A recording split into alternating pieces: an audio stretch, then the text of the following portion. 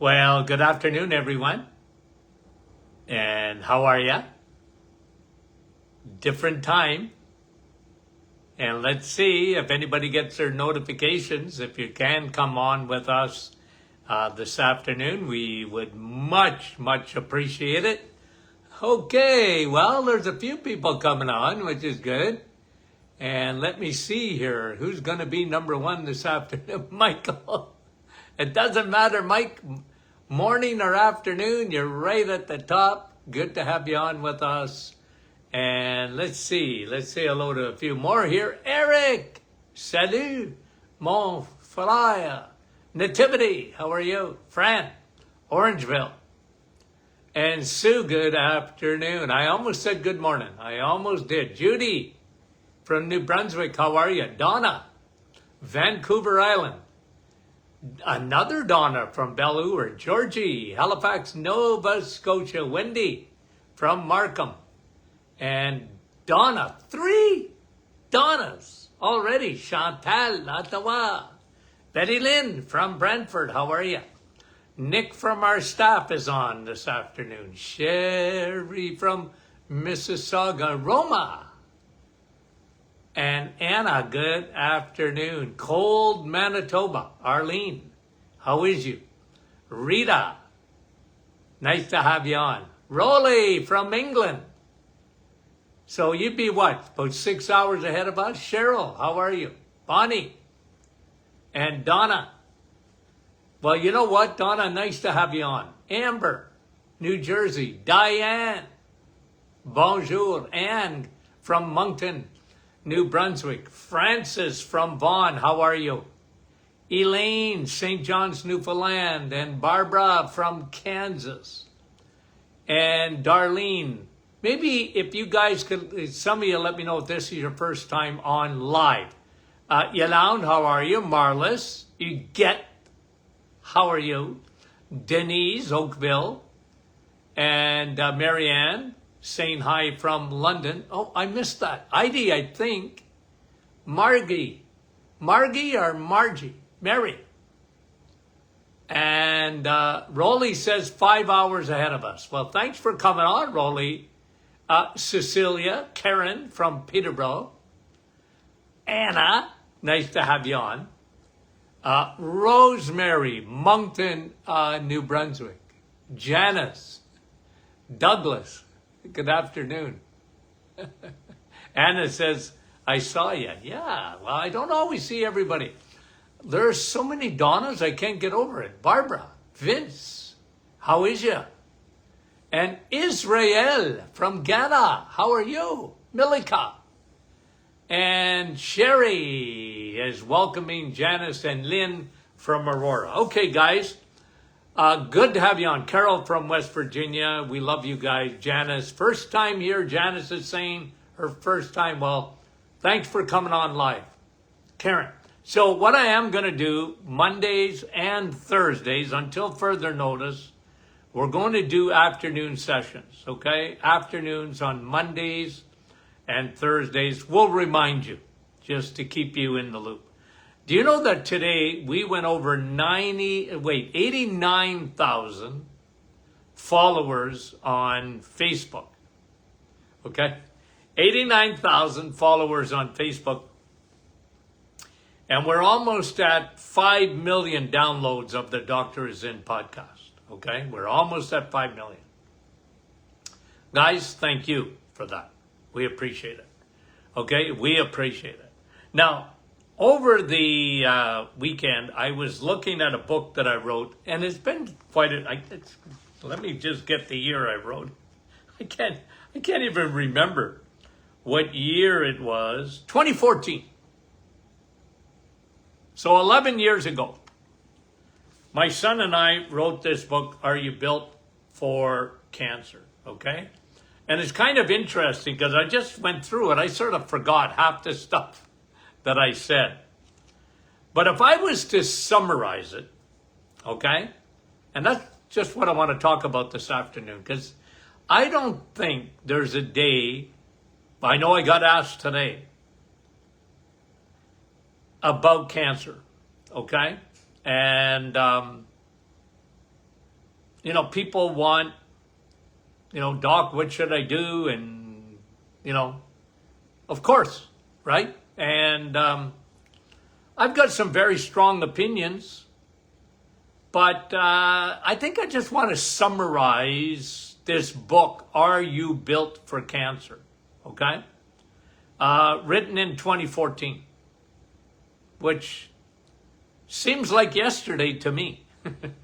Time flies. Anywho, 2014, and I just sort of looked at it and I said, well, if I had to put it in big pointers, what would be the 3 biggest points that I would make? And they all start with an I, okay? Are you built for cancer? They all start with an I. Now, some of you guys are going to guess this even before I say it, okay? Numero uno, insulin.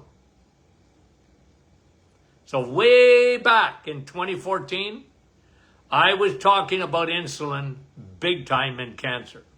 Insulin is a growth hormone, okay? So insulin, inflammation, the second I, and the third one was immune dysfunction. So if I was to, just put that book in short form, those are the 3 main things that I hit upon. I talked about cancer and food, that's insulin. I talked about cancer and inflammation. Inflammation, guys, is on your side till it's not. If you get an infection, you want inflammation. It's the body's ambulance system. But cancer is inflammation without a bug. Not a bacteria, nor a virus. And inflammation is present, and inflammation is very destructive, left unattended. And thirdly, immune dysfunction.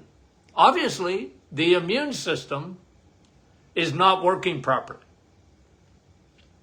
What I talked about in the book is, again, I sort of forgot that I went into some detail on the Warburg effect of cancer.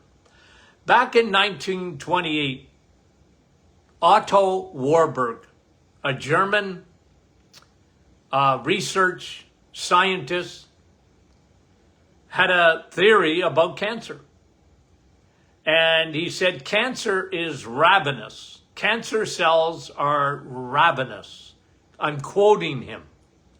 They are searching, they're hyper-focused on fuel, and especially fermentation, okay?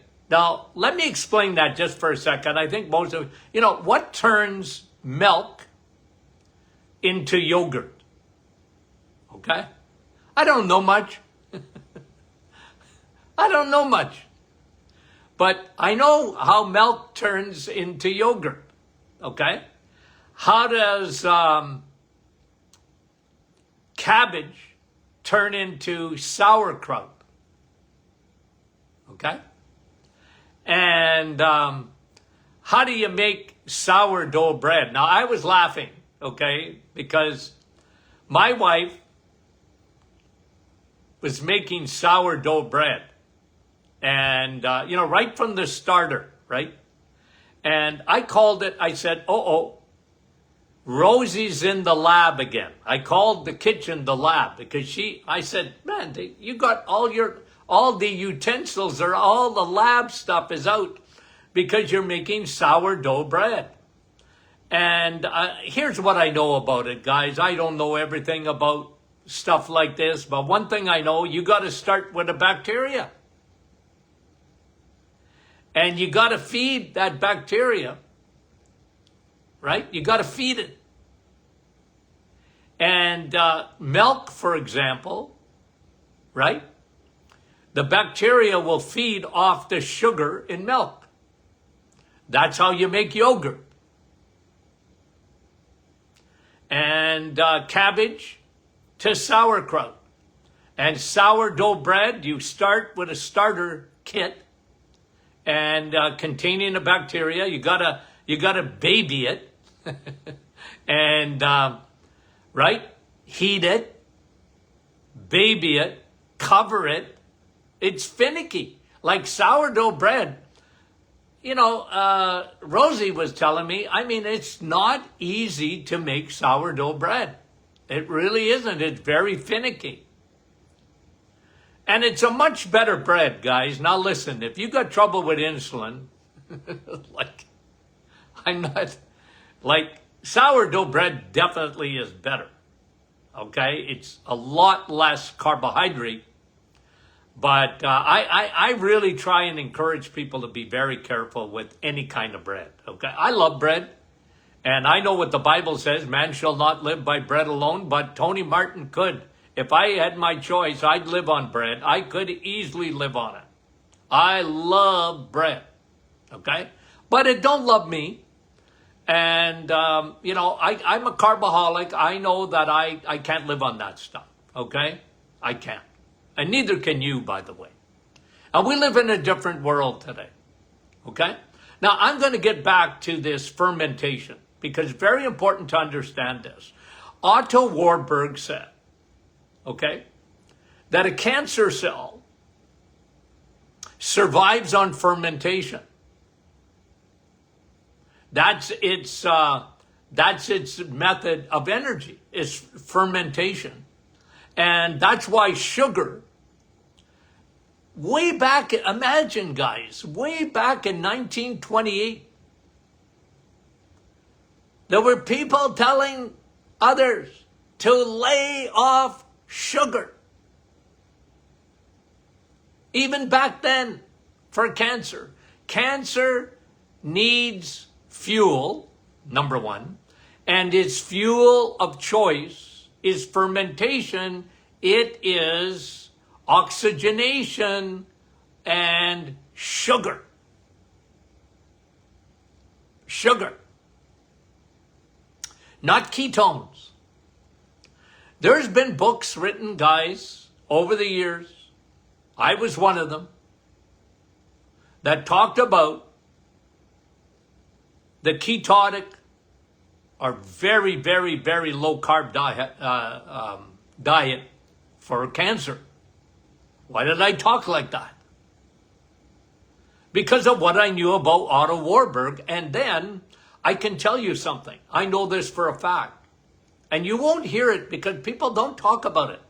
Do you know that that a cancer cell cannot survive on ketones? And when you're not eating carbs, cancer can't thrive because cancer needs glucose. It needs sugar, not ketones. And so I don't care so much about ketosis. Like, you know me, you don't hear me talking about, well, you got to get into ketosis. I don't care about that as much because all I know is this. If you change fuels and you're eating eggs, meat, and cheese, you're going to be burning ketones. Your body will burn ketones. I don't care about strips. I don't care about measuring it. I really don't. I don't care about that. All I know is cancer is ravenous and it's looking for glucose. And so even in 2014, I was talking about the Otto Warburg effect of cancer and what we knew. So when anybody asks me, and like I say, I probably get asked every day. I used to get asked every radio show. I get asked almost every podcast on cancer. Doc, what should I do? My brother's got cancer. My sister's got cancer. My mother's got cancer. My child has cancer, whatever. And by the way, guys, you know, I think it was President Nixon that declared in 1974, if I'm not mistaken, he declared the war on cancer. And guess what? That was the year I graduated. And And guess what? We haven't even made a dent in cancer. Okay? We really haven't. Because the treatment hasn't changed. It really hasn't. In the last, 80 years or whatever, it's been slash and burn. It's radiation and chemotherapy. And some of it is more targeted. And I get that. I understand that. The results might be slightly better. But at the end of the day, guys, we're not winning the war on cancer. We're losing the war. Cancer costs us trillions of dollars, but even more importantly, millions and millions of people's lives every year to that dreaded disease. Now, again, cancer's complex in this sense, okay? In this sense. Look, you got renegade cells. But one thing we know about those cells, they cannot survive on ketones. One. And cancer cells have 10 times more receptors. So take a cancer cell. When I used to draw cancer cells, I used to draw like a free radical cell with very damaged edges and damaged mitochondria in those battery packs are all damaged. And in my mind, that's the way I did it. And I always said in my mind that cancer cells, you couldn't see them, but we know this for a fact, have 10 times more receptors for insulin than a normal cell. A cancer cell has radar looking for insulin. How do you cut your insulin down? It's very uncomplicated. Cut your carbohydrates down. Cut those crappy carbohydrates down. And you're cutting your insulin down. You cut your insulin down, those receptors on those cancer cells, well, okay? So we talked about fermentation. We talked about how cancer grows and what kind of fuel it needs. I talked about that way back in 2014. It's important to know that. And like I said, guys, I got a 3 or 4 prong approach. Okay? Let's talk about inflammation. Well, inflammation's not Houdini. It doesn't just show up. But insulin will elevate inflammation. Okay? And inflammation will elevate insulin resistance. Coming back to food again. And inflammation is really important. Now, guys, you know this. I posted this. And for those who are new on this program, we'll post it again. You see what omega-3 does, especially high DHA, what it does to tumors. It's a Trojan horse. It's a Trojan horse. And when tumors, okay, not the cancer cells as much as the tumors, they're looking for lipids. And when they get the high DHA, they allowed the Trojan horse to come in and destroy tumors. That's incredible. And besides what DHA does to lower inflammation. A bad diet, guys, creates a lot of inflammation in the body. Crappy carbs releases a lot of cytokines and inflammatory response. And you know another big driver of inflammation is leaky gut. When you have garbage that leaks into your bloodstream, your body responds to it. With a low-grade inflammation, almost like you got an infection, but it's low-grade. Your body's responding to it. And then, okay, so we got insulin, then we have inflammation, and the third eye is immune dysfunction. It's a perfect storm. The immune system has been suppressed. And the immune system is not doing the job it should be. Now, let me give you some things on your immune system. Okay? Again, we'll go to food. And I've taught you this, and we knew this as back early as, I'm going to say 2005. It might have been even a little earlier than that. You know what we knew? That when you take a soda, for example, a can of Coke, or Pepsi, or whatever you like, 7-Up, ginger ale, whatever it is, got sugar in it. Especially high fructose corn syrup, because that's what they did in 1980. All those sodas switched their sugars. But what they're showing is that will put your white blood cells. You drink a soda, put your white blood cells to sleep, a siesta. The sugar in there will put your white blood cells to sleep. Now, there's nothing more important for your immune system than your body's ability to fight cancer, and one of its primary tools is T cells. Navy SEALs. They see cancer cells. And they'll attack. But not if they're asleep. One of the worst ways to compromise your immune system is the food that you eat. That's why I'm so big on eggs, meat, and cheese. I mean, if you got cancer, you want to be eating eggs, meat, and cheese, and I mean almost zero carbs. Almost. You can have a few berries. I wouldn't be having a lot of fruit. You can have some veggies, but I wouldn't have a lot of them.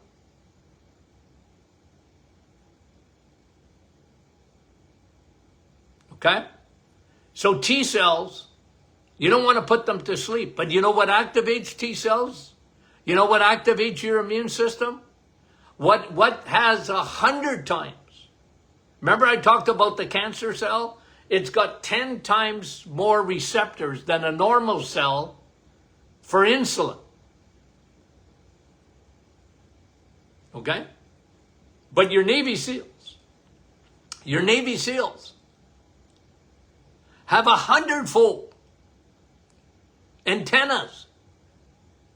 What are they looking for? The sun. Vitamin D. Your T cells have receptors for it. And when you can't get in the sun, you better take vitamin D.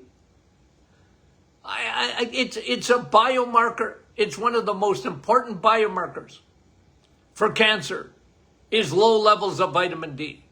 And I brought you study after study after study that if you optimize your vitamin D levels, what did I bring to you a couple of weeks ago? That if you can get your vitamin D levels to 80 ng/mL in the United States, which would be over 200 in Canada, of NMOLL, okay? Vitamin D. Oh, it gives me a migraine when I think that doctors don't even test for it. I get a migraine.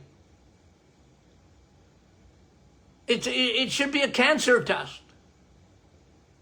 It should be a cancer test. Oh, you're under 80. You're in trouble.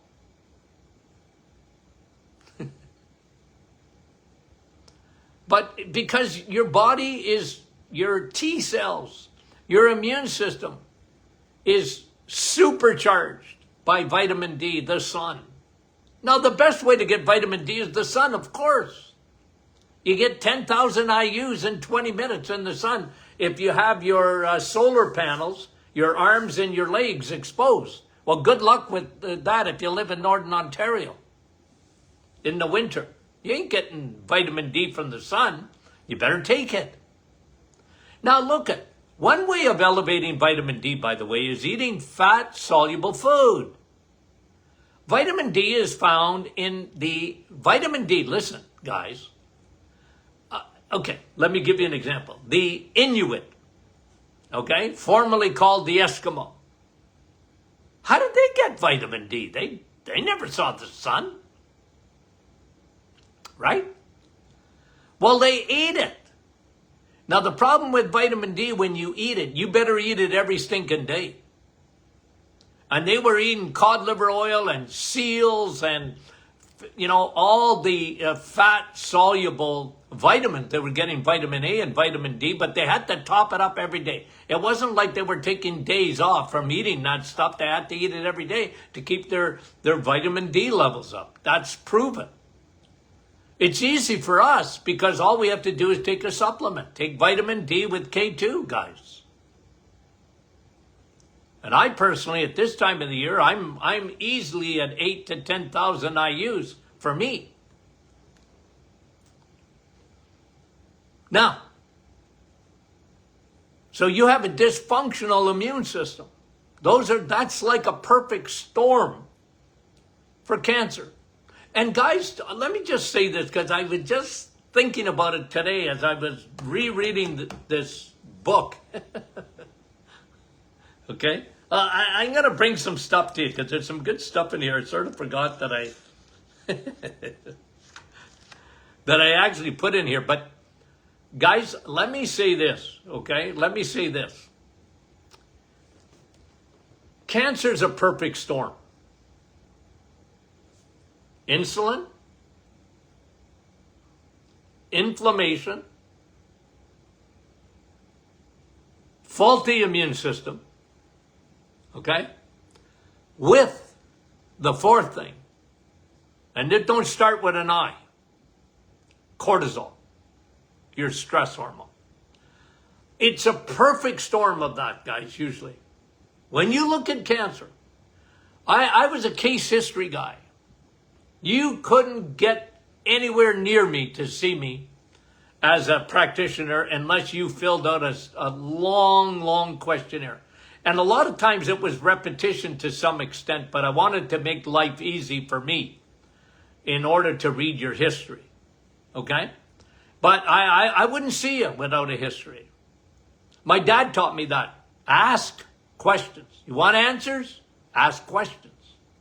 And so I was always asking questions. I want to know about your childhood. I wanted to know about your medical history. I wanted to know whether of your hormonal history. I wanted to know of your even stress history. You know how many times I heard? Well, when I think about it, about 5 years before I got cancer, went through a real traumatic loss of a loved one, loss of a spouse, or care for a loved one, an aged parent, or a child that was sick, family dynamics, financial separation, divorce. Guys, I get that out of you because they said, well, that's part of your story, man. It was part of your story. And cortisol, over a long period of time, high levels of secreting that stress hormone. It's on your side until it ain't. And then that can really suppress and pour gasoline on the fire of cancer. And so I wrote about that in 2014, about the importance of keeping cortisol down and realizing when you're going through a real stressful period. And one of the lowest hanging fruits, by the way, when it comes to cortisol is sleep. Your cortisol's high, you don't sleep. You don't sleep, your cortisol's high. But sleep is a low hanging fruit. It really helps with cortisol if you can get a good night's sleep. That again brings you back to melatonin, not melatonin as a supplement, but melatonin from the sun. Sunlight during the day and a dark room at night. Get a good night's sleep. Talked all about that, okay? Sort of forgot. And, okay, so I just thought I'd bring that to you, okay? That, remember, cancer cannot survive on ketones, change fuels, eggs, meat, and cheese, change fuels.